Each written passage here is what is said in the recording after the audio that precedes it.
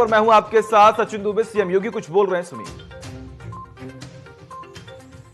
रासायनिक परिवर्तन होगा तो उसको नष्ट होना है। हम उसको बहुत लंबे कालखंड तक संरक्षित नहीं रख सकते। उसके लिए उस प्रकार के हमें तरीके अपनाने पड़ेंगे। उसको डिजिटल फॉर्म में लाने का हमें प्रयास करना चाहिए। हर एक स्तर पर ऐसा प्रयास होना चाहिए और ये संग्रहित करने पड़ेंगे हर एक स्तर पर, राज्यों के स्तर पर, स्थानीय स्तर पर और विश्वव्यापी स्तर पर, वैश्विक मंच पर भी हमें इस बात को देखना होगा। अलग अलग देशों में, अलग अलग जगहों पर यह मान्यता है। भारत के अंदर भी सबसे ज्यादा नाम आपको राम या तो आगे या पीछे या मध्य में जरूर होगा। हर व्यक्ति के किसी न किसी रूप में राम के साथ तो उसका जो संबंध है। और दुनिया के अंदर भी अगर शहरों के नाम आप देखेंगे, किसी प्लेस का नाम आप देखेंगे तो वह राम के साथ ज्यादा जुड़ते हैं। समय, हमने उसको समय के अनुरूप आगे बढ़ाने का प्रयास नहीं किया। हम यहां जैसे आज भी है वही मानसिकता, छोटे छोटे मुद्दों को लेकर जातीय स्वरूप के साथ जोड़ने का प्रयास करते हैं, उसको स्थानीय स्तर पर फिर अपने तरीके से उसको राजनीतिक हवा देते हैं। यह आज की समस्या नहीं है। पिछले 2-2.5 हजार वर्षों से इसी पचड़े में पड़ करके देश गुलाम हो गया था। हमने अपनी सभ्यता और संस्कृति को खो दिया, अपना वैभव नष्ट कर दिया। विदेशी ताकतें आकर के हमें गुलाम बना गई, लेकिन हमारे जातीय झगड़े आज तक समाप्त नहीं हो पाए। आज भी हम उससे उभर नहीं पाए और छोटे छोटे मुद्दों को लेकर के हम उसको इश्यू बनाते हैं। हम लोग आज अवसर है हमारे पास कि उन छोटे छोटे मुद्दों को अवसर बनाने की बजाय हम उस विराटता में अपने आप को शामिल करें जो हमें एक नई पहचान दे सकें। वैश्विक मंच पर भारत के लिए सबसे अनुकूल अवसर वर्तमान में है। प्रधानमंत्री मोदी जी के कारण और वैश्विक मंच पर भारत की प्रतिष्ठा बढ़ी है। हजारों वर्षों से कुंभ के आयोजन हो रहे हैं। कुंभ के आयोजन को कैसे प्रस्तुत किया गया था? कुंभ का मतलब यह माना गया जहां गंदगी होगी, भगदड़ होगी, साधु संत आपस में लड़ेंगे, भिड़ेंगे। भगदड़, गंदगी, अव्यवस्था, अराजकता और फिर भारत की पूज्य संतों की परंपरा को एक विकृत रूप में प्रस्तुत करने का एक माध्यम कुंभ बन गया था। कुंभ 2019 में भी उत्तर प्रदेश में हुआ था और प्रधानमंत्री जी ने मुझे एक ही बात कहा। उन्होंने कहा, योगी जी जैसे भी हो, भारत के संतों की परंपरा भारत की संस्कृति का प्रतीक है, उसका प्रतिनिधित्व करती है। अगर उनका कोई गलत चित्रण होता है, गलत तरीके से उसे प्रस्तुत किया जाता है, तो ये भारत के बारे में दुनिया की धारणा को नकारात्मकता की ओर ले जाती है। हमारे किसी आयोजन को गंदगी के रूप में, अव्यवस्था के रूप में, अराजकता के रूप में प्रस्तुत किया जाता है, तो ये भारत की छवि को वैश्विक मंच पर खराब करने की एक साजिश होती है। क्या हम कोई ऐसा प्रयास कर सकते हैं कि कुंभ को दुनिया की एक ऐसी यूनिक इवेंट के रूप में हम प्रस्तुत कर सकते हैं? इसके लिए आप बैठिए और आप आश्चर्य करेंगे, मैं सबके साथ बैठा था। प्रदेश में भी अलग अलग संगठनों के साथ भी, भारत सरकार के विदेश मंत्रालय के साथ भी, भारत सरकार के अलग मंत्रालयों के साथ भी मैंने बैठक की थी। और फिर प्रचार के लिए हम लोगों ने होर्डिंग, पोस्टर, बैनर की बजाय वैचारिक कुंभ के आयोजन किए थे। वैचारिक कुंभ,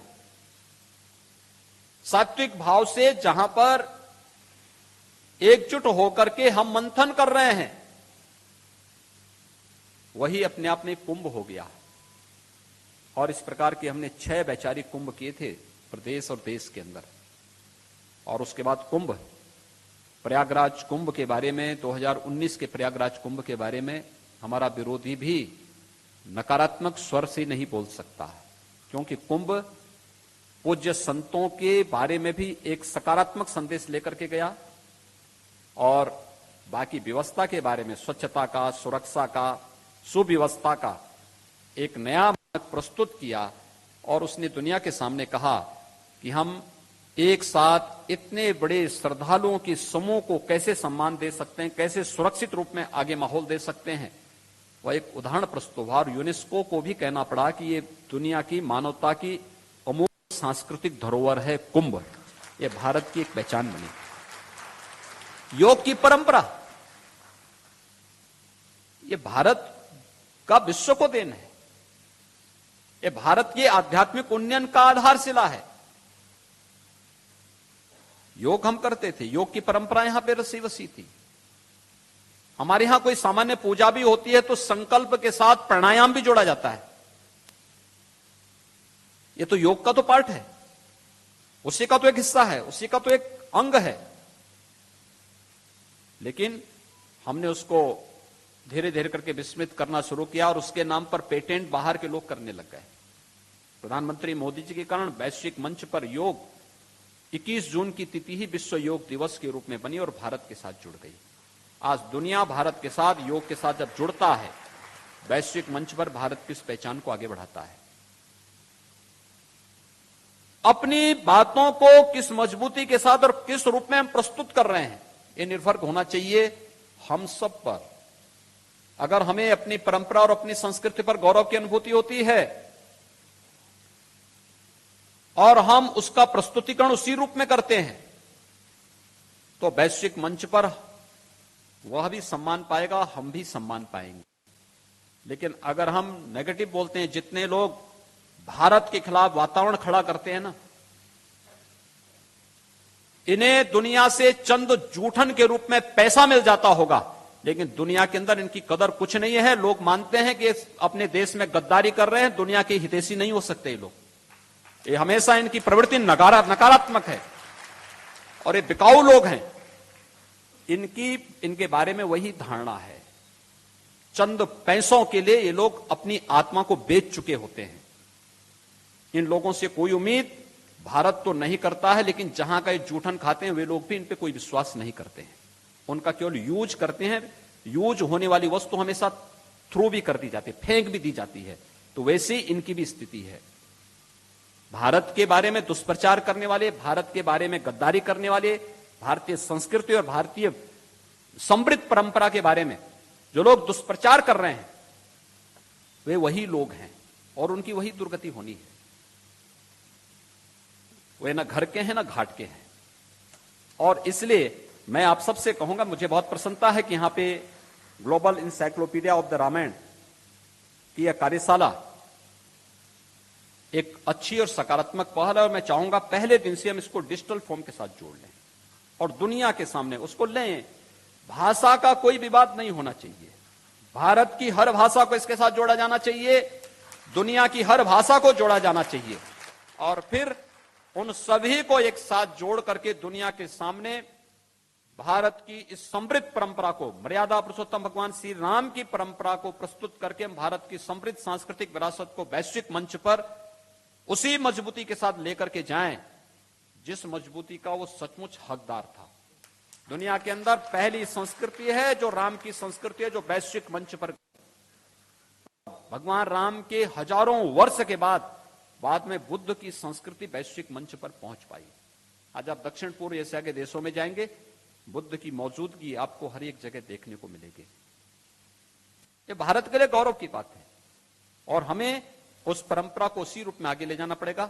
मैं इस पूरे अभियान के प्रति हृदय से बधाई देता हूं, अपनी शुभकामनाएं देता हूं और विश्वास व्यक्त करता हूं कि हम सब अपने लक्ष्यों को प्राप्त करेंगे। और यह कार्यक्रम ऐसे अवसर पर और भी महत्वपूर्ण हो जाता है जब अयोध्या में भगवान श्री राम के भव्य मंदिर के निर्माण कार्य को प्रधानमंत्री जी के कर कमलों से पूज्य संतों की उपस्थिति में आगे बढ़ाया जा चुका है।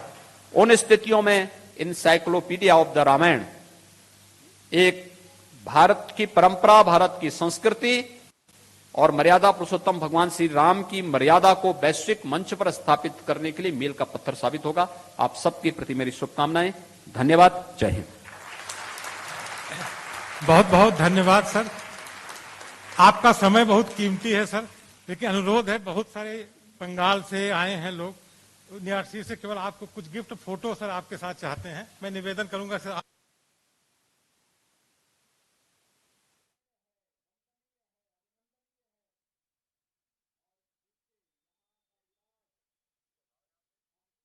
साथी हैं और ऐसे में सीएम योगी का संबोधन आप सुन रहे थे। तमाम चीजों का जिक्र भी यहां पर किया गया, लेकिन मुख्य रूप से अगर आपको एक जानकारी दें तो सीएम योगी ने साफ तौर पर इन बातों का जिक्र किया है कि रामायण और महाभारत जब हम देखते हैं तो हम उन तमाम बातों को अपने जीवन में उतारने की पूरी कोशिश करते हैं, क्योंकि महाभारत और रामायण से हमें बहुत कुछ सीखने को मिलता है। सीएम योगी लगातार लोगों के बीच जाते हैं, उनसे मुलाकात करते हैं, अपने राजधर्म का पालन बखूबी करते हैं और सही तरीके से कार्रवाई भी करते हैं। और यूपी संगठित अपराध पूरी तरह से समाप्त हो रहा है। उन्होंने अपराध को लेकर भी अपनी बातें रखी हैं। विकास के लिए सुरक्षा जरूरी शर्त है और उन तमाम जरूरी सेवाओं को आम जनता तक पहुंचाने का कार्य भी लगातार किया जा रहा है। विकास के संकल्पबद्ध पथ पर आगे बढ़ने का हमारा प्रयास है, इसमें किसी भी प्रकार की बाधा नहीं आनी चाहिए। सीएम योगी ने इसका भी जिक्र किया। तो लगातार सीएम योगी अपने राजधर्म का पालन बखूबी करते आए हैं और उन्होंने किन किन बातों का जिक्र किया इस संबोधन में, आखिर वो कौन कौन से मुख्य बिंदु रहे, इसकी भी जानकारी लगातार हम आपको दे रहे हैं कि उन्होंने क्राइम का भी जिक्र किया, उन्हें विकास का भी जिक्र किया, महिला की सुरक्षाओं के ऊपर भी उन्होंने बात रखी, उन्होंने रामायण और महाभारत का भी जिक्र किया। तो इन तमाम चीजों का जिक्र करते हुए उन्होंने अपना संबोधन जो है वो खत्म किया है और लगातार वो साफ तौर पर अपने कर्तव्यों से, अपने कार्यों से, अपने फैसलों के लिए जाने जाते हैं सीएम योगी। और कहीं ना कहीं कट्टरपंथी तरीके से जब लगातार राजनीति में सीएम योगी सक्रिय हो चुके हैं तो कहीं ना कहीं विपक्ष जो है वो भी बौखला चुका है, क्योंकि जनता सीएम योगी को पसंद कर रही है, उनके फैसले को पसंद कर रही है, सीएम योगी के आदेश को जिस तरीके से तमाम जो प्रशासन के अधिकारी हैं वो बखूबी निभाते भी हैं, सही तरीके से कार्य करते हैं। और आने वाले वक्त में सीएम योगी ने खुद ये अपनी जुबान से कहा, यह दावा किया है कि आने वाले वक्त में उत्तर प्रदेश जो है विकास की राह पर आगे बढ़ेगा।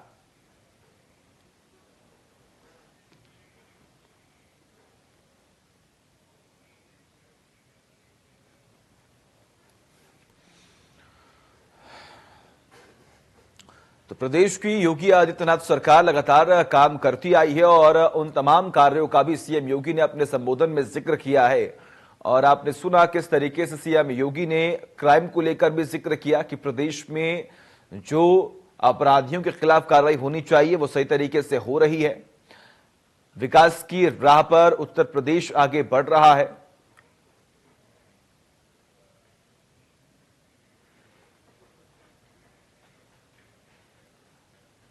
उन्होंने ये भी जिक्र किया कि गन्ना किसानों को समय पर उनका जो भुगतान है वो कर दिया गया है। प्रदेश में तमाम जो सुविधाएं हैं वो उपलब्ध करवाई जा रही हैं, जनता तक पहुंचाई जा रही हैं। जो मूलभूत सुविधाएं हैं जो आम जनता तक पहुंचनी चाहिए, उन तमाम मूलभूत सुविधाओं पर यूपी सरकार काम कर रही है। प्रदेश की योगी आदित्यनाथ की सरकार की जीरो टॉलरेंस की नीति से प्रदेश की कानून व्यवस्था में बीते सालों की अपेक्षा सुधार देखने को मिल रहा है। यह सरकार के लिए एक बड़ी कामयाबी भी है। अपराध के ग्राफ में साल 2019 के मुकाबले सभी तरह के अपराध में कमी देखने को मिली है। पुलिस मुख्यालय के रिपोर्ट में यह बताया गया है कि साल 2020 में अपराधों में कमी आई है। योगी आदित्यनाथ सरकार प्रदेश को अपराध मुक्त बनाने के लिए अपराधियों के खिलाफ ऑपरेशन क्लीन चला रही है। इस ऑपरेशन के तहत दुर्दांत अपराधियों के खिलाफ लगातार एनकाउंटर की कार्रवाई हो रही है। माफियाओं और अपराधी तत्वों की गैंगस्टर अधिनियम के अंतर्गत 668 करोड़ की संपत्ति को भी जब्त किया गया। इस दौरान कुल 1772 नए गैंग रजिस्टर किए गए। वहीं एनएसए के अंतर्गत 199 अभियुक्तों को भी निरुद्ध किया गया। पुलिस के इस अभियान के संगठित अपराध करने वाले बड़े अपराधियों की कमर टूट गई है। वहीं छोटे अपराधियों ने भी डर के कारण अपराध का रास्ता छोड़ दिया। एसटीएफ ने भी अपराध और अपराधियों के खिलाफ बीते वर्ष 2020 में जमकर कार्रवाई की। एसटीएफ की मुठभेड़ में 10 दुर्दांत इनामी अपराधियों की मौत भी हो गई। वहीं संगठित अपराध से संबंधित 648 अपराधियों को भी गिरफ्तार किया गया। 111 अपराधियों की गिरफ्तारी कर कब्जे में 158 शस्त्र के साथ कई उपकरण भी पुलिस ने अपने कब्जे में लिए। जो टेरर फंडिंग और दूसरे देशों से जुड़े लोग थे, इस कार्रवाई में एक जासूस के विरुद्ध कार्रवाई भी की गई।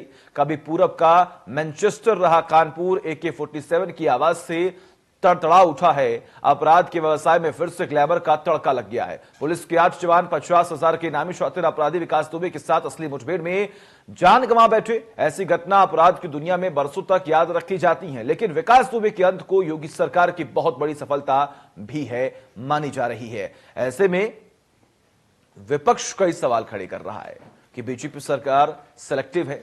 बीजेपी सरकार किसी एक विशेष पार्टी के तमाम दिग्गज नेताओं बाहुबलियों को नष्ट कर रही है, उनके घरों को नष्ट कर रही है, बुलडोजर चलवा रही है। और ऐसे में लगातार ये आरोप जो लग रहे हैं, आखिर वो कितने जायज है, आज चर्चा इसी पर होगी। चर्चा होगी कि जो कार्रवाई हो रही है क्या वो गलत तरीके से हो रही है, क्या वो कार्रवाई पूर्व में सरकार जो थी क्या उन्हें वो कार्रवाई नहीं करनी चाहिए। आखिर सवाल किससे पूछा जाना चाहिए।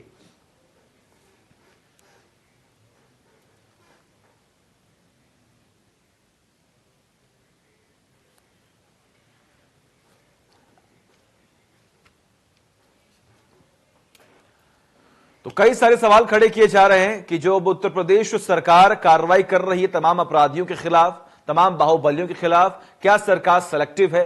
क्या पूर्व में जो सरकार थी क्या उन्हें यह कार्रवाई नहीं करनी चाहिए थी? वो आरोपी जो लगातार कई सालों से कम 3 दशक से वो अपराधी पल रहे थे, बढ़ रहे थे, और ऐसे में जब वर्तमान में सरकार काम कर रही तो आखिर क्यों उन पर सवाल खड़े किए जा रहे हैं।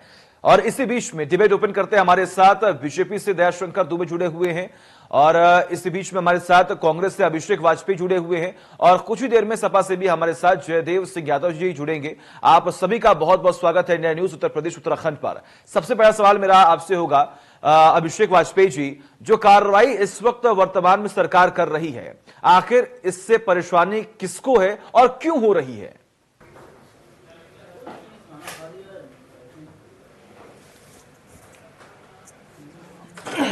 देखिए सचिन जी, परेशानी किसी को नहीं है, लेकिन अनर्गल परेशान करना यह सबसे बड़ी चिंता का विषय है।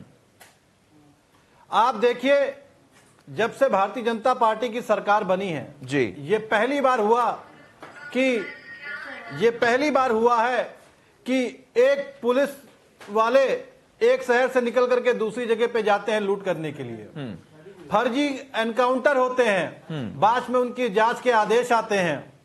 यह पहली बार हुआ कि शमशान की नाम पे करप्शन होता है, वहां पे कैसे हुआ, कैसे गिरा, ये सभी जानते हैं। यह पहली बार हुआ कि हृदय रोग में सबसे प्रमुख चीज, जो सबसे पहली प्राथमिक दवाई होती है, उसमें हो जाता है। आज तक उस कंपनी को ब्लैकलिस्टेड नहीं किया गया उत्तर प्रदेश में। यह पहली बार हुआ कि हर जगह पे अकाल आ गया है, उसमें भी करप्शन किया गया। ये पहली बार हुआ कि रायबरेली में एक स्कूल से लेकर के कलेक्ट्रेट तक में जो रोड है, उसके लिए वहां मुख्यमंत्री जी भी गए हुए थे। रोज डीएम एसपी आते जाते हैं, 15 दिन भी वो सड़क नहीं चली, 16 लाख रुपए में सड़क बनी। ये पहली बार हुआ।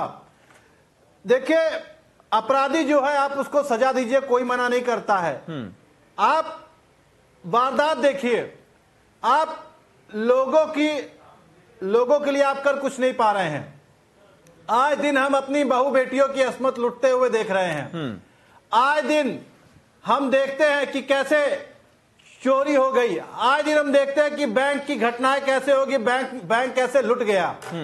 घटनाएं बहुत सारी हैं। आप कहते हैं, आंकड़े दिखाते हैं कि हमने बहुत सारे काम किए हुए, आप आंकड़े तो देते हैं, लेकिन वो धरातल पे कहीं दिखते नहीं हैं। और जो अपराधी हैं उनके हौसले इतने बुलंद हैं कि हर रोज कहीं ना कहीं नई घटनाएं होती रही हैं।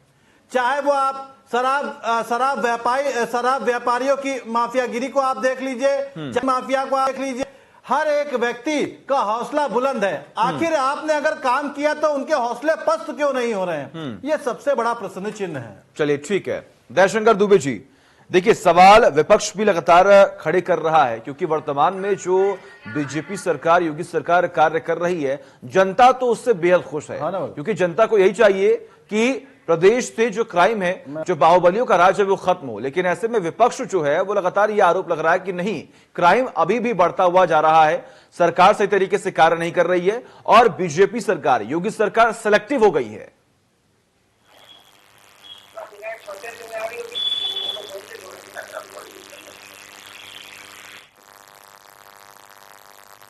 दयाशंकर जी, क्या आपको मेरी आवाज मिल रही है? लेकिन थोड़ी सी आवाज बहुत डिस्टर्बेंस ज्यादा है, लेकिन मैं बात को पूरी सुन पाया हूं। मैं कहें तो जवाब दूं। जी बिल्कुल बिल्कुल। मुझे लगता है कि अभिषेक भाई ने जो कहा है उसमें कोई ऐसा कुछ नहीं है जो कि बहुत ही बड़ी बात उन्होंने कर दी है। वो गांव में कहावत है ना कि सूप हंसे तो हंसे चालन हंसे, जिसमें 77 छेद हैं। अभिषेक के यहाँ तो यही सिस्टम थी। यदि किसी ने कोई पूछे जब भ्रष्टाचार कहाँ हुआ, अभी दो बातें वो कर रहे थे, कहीं कलेक्ट्रेट की सड़क की बात कर रहे थे या कहीं दवा की बात कर रहे थे।